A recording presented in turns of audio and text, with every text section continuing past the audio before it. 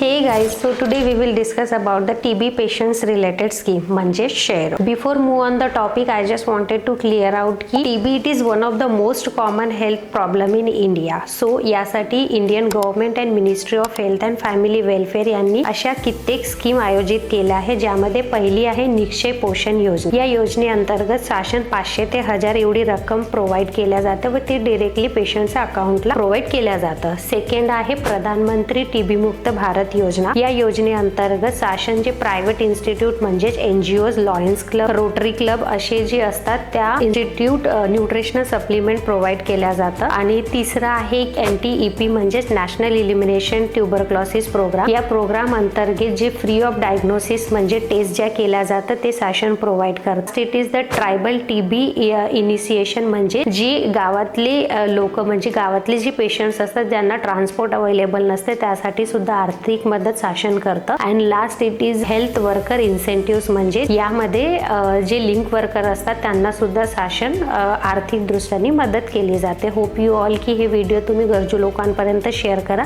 धन्यवाद.